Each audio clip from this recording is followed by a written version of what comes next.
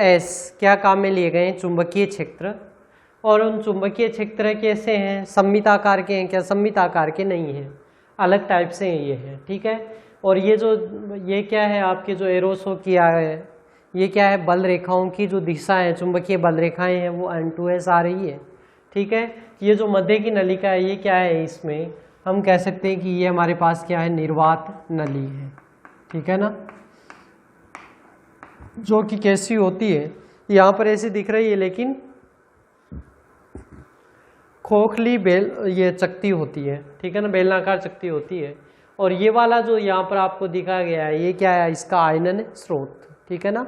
आयनन स्रोत यानी जिस कहाँ पर रहता है, ठीक मध्य में इसके स्थित है, जहाँ से धनायन है वो उत्पन्न होते हैं। और ये धनायन कहाँ रहते हैं, बिल्कुल इसके मध्य के अंदर रहते हैं, ठीक है।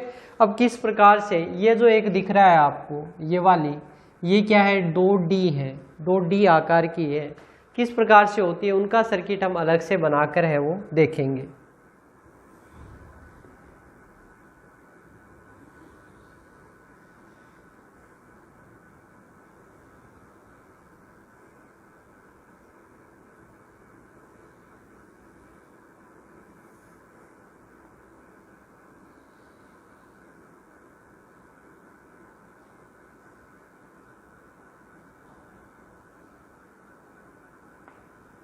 ये हमने क्या बना दी, इसमें 2D किससे घिरी हुई रहती है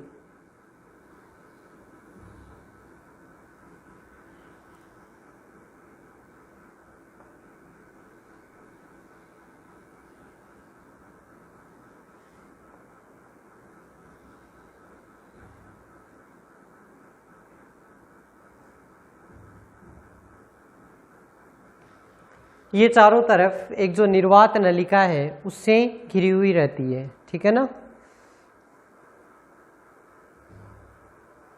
निर्वात नलिका है, हम इसमें कह भी सकते हैं किस प्रकार से होती है।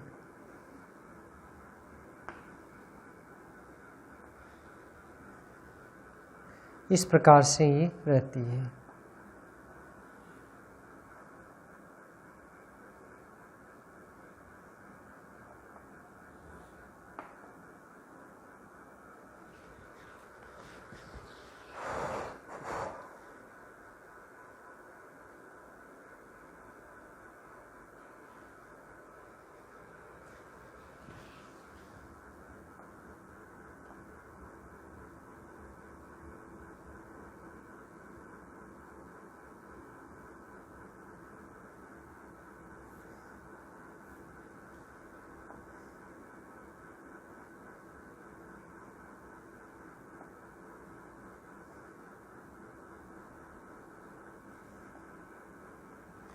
ये इसकी वर्ताकार जो स्थिति है उसको यहाँ पर शो किया गया है, ठीक है ना।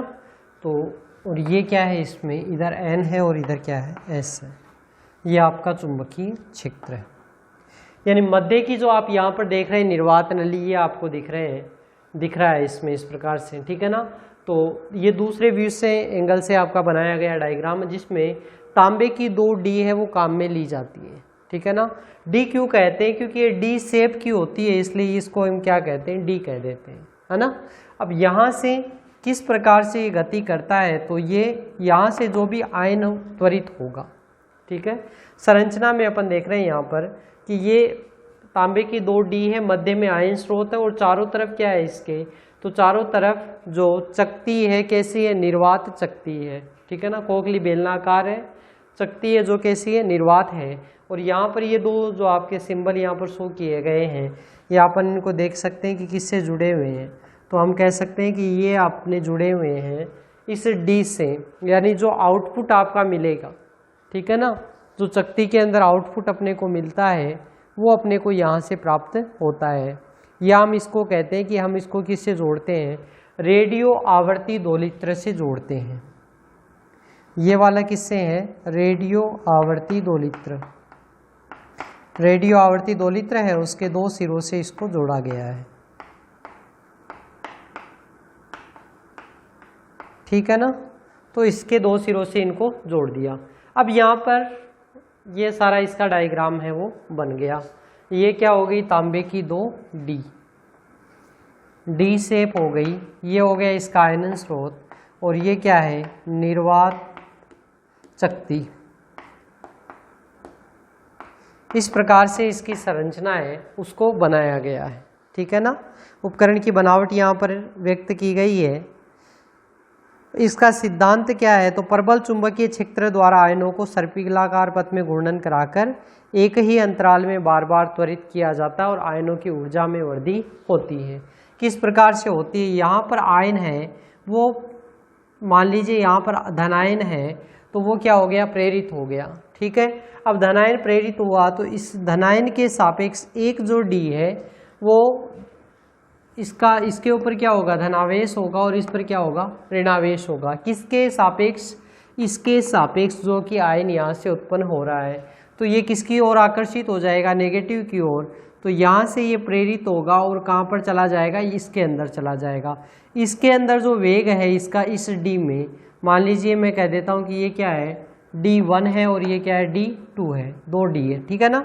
तो इसके अंदर D2 यानी दोनों D के अंदर जो कण है उसका वेग कांस्टेंट रहता है, लेकिन जब ये कण यहाँ से वापस इसके अंदर प्रवेश करता है यानी इस क्षेत्र के अंदर, तो इसका क्या होगा, जो वेग है वो क्या होगा, परिवर्तित हो जाएगा, ठीक है ना, परिवर्तित हो जाएगा।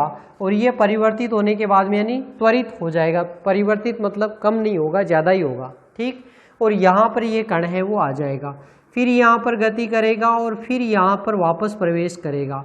जब यहाँ पर वो प्रवेश करने लगता है तो फिर से क्या होगा, ये बाहर क्या है, आयनित हो जाएगा, फिर इसके अंदर गति करेगा, फिर ये आयनित हो जाएगा।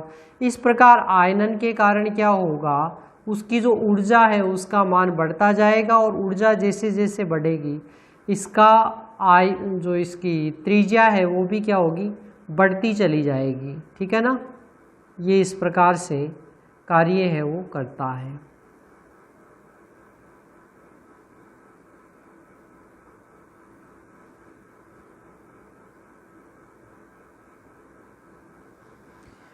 इस प्रकार से ये आयनित कण है वो क्या करेगा, गति है वो करता है। इसके बाद में जब बहुत त्वरित हो जाता है तो डी के द्वारा यहाँ प्लेटें काम में ली जाती है, विक्षेपक प्लेटें। उन प्लेटों की सहायता से उस आयन जो कण है जो त्वरित हो चुका है उसको क्या कर लिया जाता है, बाहर ले लिया जाता है, ठीक है ना।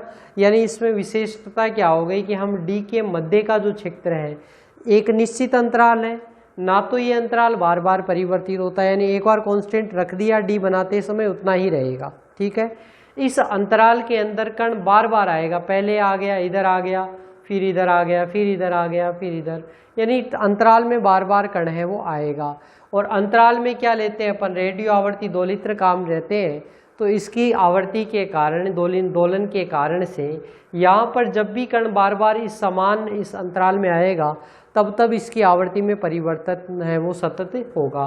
और परिवर्तन के कारण क्या होगा, कण है उसका वेग होगा वो बढ़ता जाएगा, वेग बढ़ेगा तो निश्चित रूप से उसकी ऊर्जा है वो भी क्या होगी, बढ़ती चली जाएगी, ठीक है। और जब अधिकतम वो त्वरित हो जाएगा तो उसको हम विक्षेपक प्लेटों की सहायता से क्या करेंगे, बाहर निकाल लेंगे, ठीक है ना। ये इस प्रकार से साइक्लोट्रॉन में काम है वो होता है, ठीक।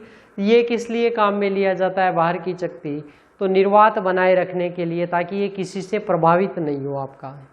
अच्छा, चुंबकीय क्षेत्रों की क्या आवश्यकता होती है, एन और एस किस लिए हमने लगाए हैं, क्योंकि जो चुंबकीय क्षेत्र होते हैं ना वो इसमें काम करते हैं इसके फोक्सन के लिए।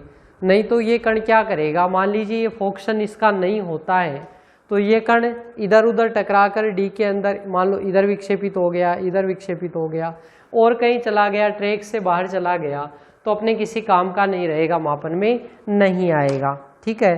तो इस प्रकार ये साइक्लोट्रॉन होता है। तो बनावट इसके 3 हो गए, क्या क्या हो गए, 3 पार्ट इसके। पहला तो हो जाएगा इसकी बनावट, दूसरा इसका सिद्धांत और कार्यप्रणाली, तीसरी इसकी विशेषताएं, और चौथी इसकी न्यूनताएं। तो 4 पार्ट करके हम पढ़ सकते हैं। तो सबसे पहले तो क्या आती है, इसकी बनावट। तो बनावट में वैसे डायग्राम बनाकर तो मैंने बता ही दिया है, थ्योरी में आप क्या लिखेंगे कि साइक्लोट्रॉन में 2 खोखले चपटे अर्ध चपटे बेलनाकार धातु, यानी सीधी बात है डी कहा जाता है। तो इसमें हम क्या काम में लेते हैं, धातु की 2 तांबे की बनी हुई डी है वो काम में ली जाती है, ठीक है ना। और किसके द्वारा? तांबे से बनी होती है। और इनको कहाँ रखा जाता है? तो इसमें इसके चारों ओर ये कह सकते हैं हम कि निर्वात शक्ति है या जो निर्वातित कक्ष है इसके अंदर इन डी को रखा जाता है। ठीक है, और फिर क्या करते हैं? तो उच्च ऊर्जा की प्रत्यावर्ती वोल्टता है वो इन दोनों डी के मध्य लगाई जाती है। किस कारण से? ताकि इसके मध्य प्रत्यावर्ती विद्युत क्षेत्र है वो उत्पन्न हो जाए। ठीक है, और इसको कहाँ रखते हैं? तो एक चुंबकीय ध्रुवों के मध्य रखते हैं। जो चुंबकीय क्षेत्र है डी के वर्ताकार पृष्ठ के क्या होते हैं? लंबवत होते हैं। जिस धनायन की ऊर्जा में वृद्धि करनी होती है उसके स्रोत को हम कहाँ रखते हैं? तो उसके स्रोत को रखते हैं हम मध्य में, D1 और D2 के मध्य में यहाँ पर रखते हैं। ये S है और ये हम कह सकते हैं D1 है और ये क्या है आपका? D2 है। आगे ध्यान में, तो संरचना बहुत सरल है इसमें। अब देखो ये वाले दो डायग्राम संरचना में हमको बनाने हैं। अब ये वर्ताकार है, इसके ठीक लंबवत क्या है? चुंबकीय क्षेत्र है। इसलिए एक में आपको चुंबकीय क्षेत्र दिखाई दे रहा है और दूसरे में क्या दिखाई दे रहा है आपको? इसकी चक्ति की बनावट है वो दिखाई दे रही है। ठीक है ना, और डी तांबे की बनी होती है। मध्य में क्या लेते हैं हम? जो इसका आयनन स्रोत है जिससे क्या अपने को उत्पन्न करने हैं, धनायन उत्पन्न करने, उसको मध्य में यहाँ पर रखा जाता है। ठीक है, ये तो, और ये बाहर क्या हो गया? इसके निर्वातित कक्ष हो गया है। निर्वातित कक्ष कह सकते हैं, चक्ति कह सकते हैं, जो भी कह दो। तो ये सारा हमने किसके बारे में पढ़ा? इसकी उपकरण की बनावट के बारे में। अब सिद्धांत और कार्य प्रणाली तो मैंने बता ही दिया आपको। सिद्धांत क्या है कि जब आयन स्रोत S से एक धनायन उत्सर्जित होगा, आयन स्रोत S से एक धनायन उत्सर्जित होगा, तो मैं कह सकता हूँ कि D1 के सापेक्ष D2 क्या होगा? ऋणावेशित होगा। तो ये इधर प्रेरित होगा और इस प्रकार से आगे क्या करेगा? गति करेगा। ठीक है, और ये फिर इससे जब बाहर निकलेगा तो ये मध्य क्षेत्र के अंदर क्या होगा? फिर से इस रेडियो आवर्ती दोलित्र के कारण या जो वोल्टता हम लगाते हैं उसके कारण से त्वरित होगा और बार बार त्वरण के कारण क्या होगा? इसकी जो वेग है वो बढ़ता चला जाएगा। ठीक है ना, तो धात्वी डी के अंदर विद्युत क्षेत्र है वो शून्य होता है और प्रबल चुंबकीय क्षेत्र है वो आयन के वेग के लंबवत लगा हुआ होता है। ठीक है, तो डी के अंदर Q आवेश और M द्रव्यमान का कोई आयन हो तो चुंबकीय बल उस पर कार्य करेगा। F कितना होगा? तो Q तो मैं मान लेता हूँ, Q क्या है? आपके आवेश है जो किसके ऊपर है? धनायन के ऊपर स्थित है। और दूसरा क्या है? इसका कण का वेग V क्रॉस B। B क्या है? इसका चुंबकीय क्षेत्र है। हम कह रहे हैं कि चुंबकीय क्षेत्र इस प्रकार लगाया जाता है कि इसके वेग के क्या हो? लंबवत हो। ठीक है, लंबवत हो यानी थीटा क्या हो जाएगा? 90 डिग्री हो जाएगा। तो कितना मान हो जाएगा? QVB साइन थीटा, और थीटा बराबर कितना है? 90 डिग्री हम बता रहे हैं, तो थीटा 90 बताते ही ये मान कितना हो गया भाई आपका? QVB हो गया। तो F बराबर किसका मान आ जाएगा? QVB। ये हम कह सकते हैं इसका F का मान है वो तो QVB आ जाएगा। ठीक है, दूसरा मान और लगेगा किसके कारण? तो क्योंकि हम क्या कह रहे हैं कि आयन का पथ कैसा है? वर्ताकार है। भाई देख ही रहे हैं यहाँ पर आयन कैसा है? वर्ताकार पथ में गति कर रहा है और वर्ताकार होता है मतलब इसका केंद्र होता है जो कि कौन है? S है यहाँ पर। अब केंद्र है तो ये क्या होगा? अभिकेंद्रीय बल लगेगा और अभिकेंद्रीय बल हमें पता है कितना होता है? F अभिकेंद्रीय या सेंट्रल फोर्स कितना हो गया? F बराबर mv²/r। ठीक है, ये मान आप कहाँ कर दोगे? क्योंकि दोनों बल और एक ही कण पर है तो दोनों क्या हो जाएंगे? बराबर। तो QVB बराबर क्या हो जाएगा? mv²/r। सॉल्व कर लीजिए। QB बराबर mv/r। इस प्रकार से हम लिख सकते हैं इसको, QB बराबर mv/r। तो D के अंदर वर्ताकार पथ की त्रिज्या ज्ञात कर सकते हैं क्या? यहाँ से आप त्रिज्या भी ज्ञात कर सकते हैं, यहाँ से आप वेग भी ज्ञात कर सकते हैं। क्योंकि Q तो एक बार इससे निकल गया धनायन तो उस पर कांस्टेंट रहेगा। M है वो कांस्टेंट है। B इसमें बाह्य चुंबकीय क्षेत्र लगाया जाता है वो भी कांस्टेंट है। तो या तो V बदलेगा, V बदलता ही, और एक क्या रहता है? त्रिज्या है वो भी क्या होती है? इसकी परिवर्तित हो रही। तो R बराबर क्या हो गया? R बराबर mv/QB। इस प्रकार से हम इसको कह सकते हैं, ठीक है ना। तो ये क्या हो गई, डी के भीतर जो वर्ताकार पथ है उसकी त्रिज्या का मान ये अपने को प्राप्त हो गया, ठीक। अब डी के भीतर हम कह रहे हैं कि आयन का जो वेग होता है वो नियत रहता है, ठीक है। और लेकिन आधा चक्कर पूरा करने के बाद आयन कहाँ पहुँचता है, तो देखो भाई एक चक्कर जब पूरा करता है तो मतलब एक चक्कर यहाँ से शुरू करके वापस यहाँ पर आए, तो इसमें कितना हो गया, तो मैं कह दूँ ये मान लीजिए यहाँ से शुरू करता है तो आधा चक्कर इसका और आधा चक्कर इसका, यानी एक डी में कितना पार्ट होता है, इसका आधा पार्ट होता है और दूसरी डी में कितना होता है, आधा पार्ट। यानी एक कंप्लीट चक्कर करने में एक बार इधर से निकल गया, एक बार इधर से कर निकल गया, यानी कितनी बार आयनित हो गया, जो आयनित करने कितनी बार त्वरित होगा, तो 2 बार त्वरित होता है, ठीक है। और एक बात और है कि भीतर का यानी डी के भीतर आयन का वेग है, मतलब भाई ये यहाँ पर प्रवेश कर गया तो इसके बाद में डी के अंदर वेग में वृद्धि नहीं है, ठीक है। तो डी में यानी डी चाहे इधर वाली D2 काम में ले लो चाहे D1 काम में ले लो, दोनों की बात हम कर रहे हैं। तो इस D के अंदर जो वेग रहेगा, D कह रहा हूँ उसका मतलब समझ रहे हैं ना आप, जो ये खोखला बेलनाकार जो तांबे की ये अपने ली है इसको हम क्या कहते हैं, D कहते हैं, ठीक है ना। तो इसके अंदर जो वेग है वो क्या है, कांस्टेंट है, ठीक। और इन मध्य के अंदर क्या हो रहा है, तो मध्य के अंदर वो क्या होता है, वेग होता है वो परिवर्तित हो रहा है, ठीक है ना। तो आयन पूरा चक्कर करने के बाद में कहाँ आएगा, मध्य अंतराल में आएगा, और मध्य में अंतराल में आते ही ये क्या हो जाता है, त्वरित हो जाता है, ठीक है ना। तो त्वरित हो गया किसके कारण, विद्युत क्षेत्र के कारण, और वो क्या हो गया, त्वरित हो गया।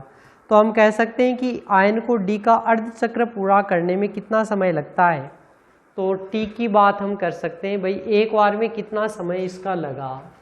देखो ये दोनों तो आपके बेसिक है, ये काम में आएंगे, है ना। इधर ऊपर वाला मिटा देता हूं।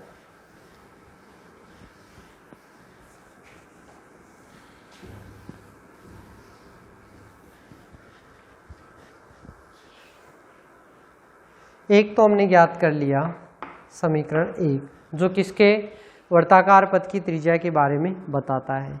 तो हम कह रहे हैं आयन को डी का अर्धचक्र पूरा करने में लगा समय कितना है, टी है, और टी को कितना है, तो आधा आवर्तकाल है T/2, ठीक है। और चाल बराबर क्या होता है, दूरी बट्टा समय, तो T/2 होगा। तो T/2 को मैं क्या कह सकता हूँ, चाल बराबर दूरी बट्टा समय, या समय बराबर दूरी बट्टा चाल, यानी R/V। इस प्रकार से भी कह सकते हैं क्या, V क्या है, इसका वेग है, और R क्या है, इसका क्या कह सकते हैं, R हमारे पास में किसका मान है, तो ये पथ का है, लेकिन R तो त्रिज्या है। और इसमें देखो एक वृत्त की पूरी परिधि कितनी होती है, 2πr, ठीक है। लेकिन हम कितना D है वो क्या है, इसकी आधी है, और आधी है तो इसकी त्रिज्या भी कितनी हो जाएगी, ये जो त्रिज्या R है तो ये कितना हो जाएगा, इसका πr, ठीक है। यानी एक कण जो है वो एक डी में कितनी दूरी तय कर रहा है, πr दूरी है वो तय कर रहा है। तो ये r तो त्रिज्या है, तो हमारे पास मान किसका आ गया, t बराबर यानी चाल बराबर दूरी बटा समय, और यहाँ पर दूरी क्या है, πr, ठीक है ना। तो πr/v, अच्छा जी r/v का मान हमारे पास है क्या, देखो r और ये v, तो r/v रख दे तो m/qb, r/v m/qb, तो क्या मान आ जाएगा, πm/qb। इस प्रकार से हम इसको व्यक्त कर सकते हैं ना।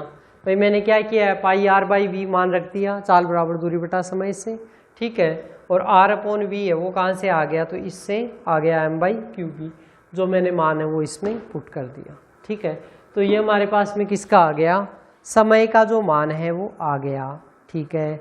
अब ये जो मान है, कोणीय आवर्ती क्या होती है, तो कोणीय आवर्ती होती है t बराबर 2π/ω, या ओमेगा बराबर 2π/t, ठीक है।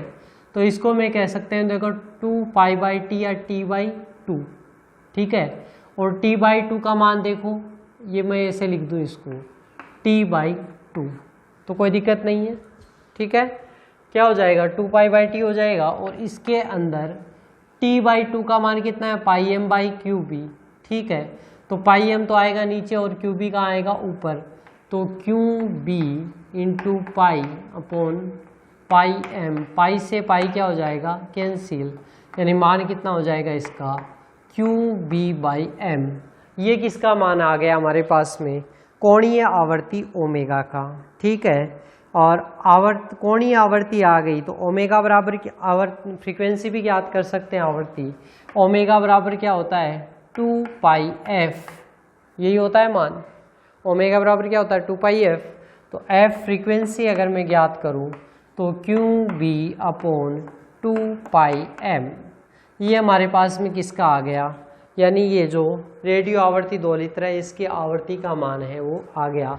एफ बराबर कितना मान होगा क्यू बी अपॉन 2 पाई एम होगा, और ये क्या कहलाती है आपकी साइक्लोट्रॉन आवर्ती है वो कहलाती है, ठीक है।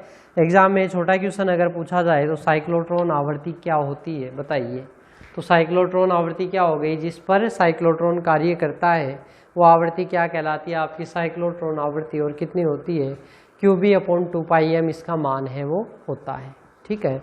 तो ये हमने इसके बारे में पढ़ लिया। अब ये तो किसका मान आ गया हमारे पास में, साइक्लोट्रॉन की आवर्ती का मान है वो आ गया, ठीक है। अधिकतम वेग ज्ञात कर सकते हैं क्या, तो अधिकतम वेग कब होगा, हाँ तो अधिकतम वेग कब होगा कि जब यहाँ पर ये जो आयनित कण है न्यूनतम तो कब है, जब इसके अंदर से निकला है सोर्स से, और निकल कर अधिकतम कहाँ आएगा जब यहाँ पर आएगा। तो इस कंडीशन में क्या कह सकता हूँ कि भाई ये कण कितना है, जितना डी की त्रिज्या के बराबर, और डी की कुल जो कि त्रिज्या है वो कितनी है आर है, ठीक है ना, डी की त्रिज्या आर है। तो हम ऐसा मानते हैं कि जब आयन पूर्णतया त्वरित हो जाता है तो वो क्या करता है डी के पास यहाँ पर आएगा, और यहाँ से क्या होगा विक्षेपक प्लेटों की सहायता से क्या होगा विक्षेपित हो जाएगा, ठीक है। तो ये विक्षेपक प्लेटों की सहायता से विक्षेपित होता है, इस समय जो वेग होगा वो क्या होगा इसका अधिकतम वेग।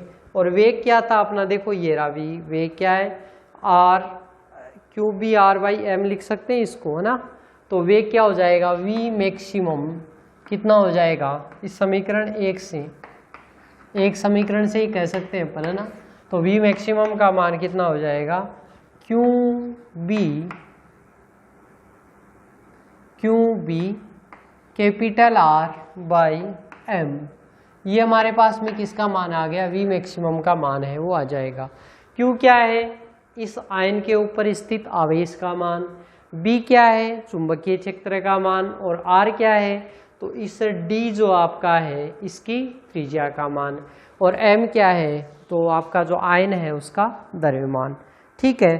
तो ये क्या है हमारे पास में अधिकतम ऊर्जा। अब अधिकतम ऊर्जा आपको ज्ञात हो गई तो आप गतिज ऊर्जा ज्ञात कर सकते हैं क्या, कि साइक्लोट्रॉन से निर्गत कण की गतिज ऊर्जा, और वो क्या होती है ई के या काइनेटिक एनर्जी बराबर कितनी होती है half M we square.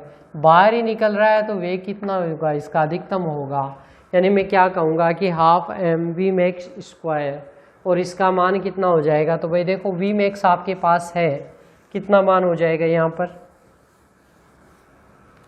V max का जो मान है ई के मान रख दीजिए, तो कितना मान हो जाएगा 1/2 M Q B R upon M का होल स्क्वायर, ये मान है वो हो गया। अब देखो क्यू बी बाई एम वहाँ पर भी मान है, इसके अंदर भी ये मान है, क्यू बी बाई एम बराबर क्या हो जाएगा क्यू बी बाई एम बराबर वी अपॉन आर, ठीक है। इस प्रकार से अच्छा ये तो वी का मान तो था ही, तो कितना मान क्यू बी बाई एम। अच्छा चलो आवर्ती वाले पदों में देख लो, ये रहा इसके अंदर देखो क्यू बी बाई एम बराबर क्या है 2 पाई एफ, ओमेगा बराबर रखा था ना क्यू बी बाई एम, ये वाला मान हो गया।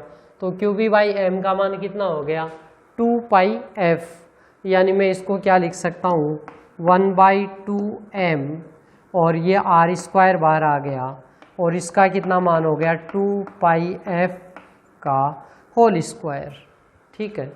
देखो क्यू बी बाई एम का मान मैंने यहाँ पर पुट कर दिया, कितना था क्यू बी बाई एम का मान 2 पाई एफ था, ठीक है ना।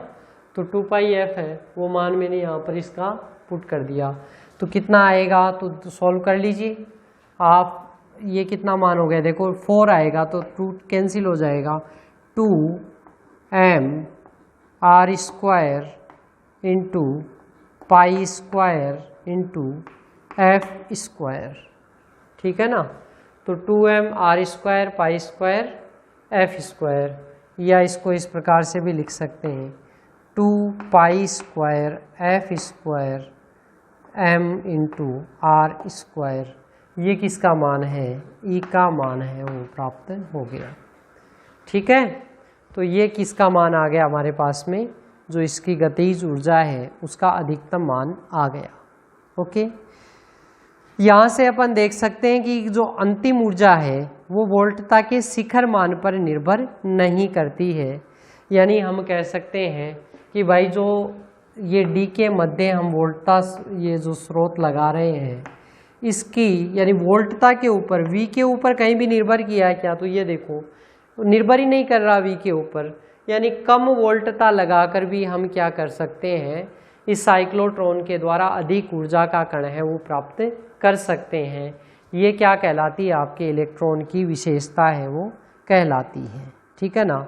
और कितना होता है इसका मान, तो साइक्लोट्रॉन से जो निर्गत कण की गतिज ऊर्जा है, तो मैं कहता हूँ कि 2D के मध्य, यानी दोनों D के मध्य वोल्टता कितनी लगाई जाए V, तो एक कण 2 बार, यानी एक बार इधर एक बार इधर, तो एक कण यानी एक बार अगर निकलेगा इधर से इधर, यानी यहाँ से यहाँ जाएगा तो कितना आवेशित होगा, QV बार होगा, ठीक है। कितनी बार कितने चक्कर करता है, तो N चक्कर करता है, तो N QV इस प्रकार से। और N QV तो ये मान है, लेकिन हम कह रहे हैं कि एक चक्कर में कितनी बार होता है, तो 2 बार, यानी एक राउंड में एक जो राउंड होता है हमने देखा था, देखो यहाँ पर ध्यान से समझना, आधे आवर्त काल में एक चक्कर पूरा कर, एक D को कंप्लीट करता है और आधे आवर्तकाल में दूसरे चक्कर D को, ठीक है ना। यानी जब एक आवर्तकाल कंप्लीट होता है तो कितनी बार होता है, वो 2 बार इसमें से गुजर जाता है, इसलिए इसको कितने से गुणा करते हैं, 2NQV। यानी हम कह सकते हैं कि इसकी ऊर्जा है वो इतनी पर इस प्रकार से भी बढ़ सकती है, 2NQV। ये किसका मान है, ये दूसरा मान है साइक्लोट्रॉन से निर्गत कण की गतिज ऊर्जा का मान है, ठीक है। N यहाँ पर क्या है, चक्कर लगाए गए चक्कर है, Q है आपके आवेश,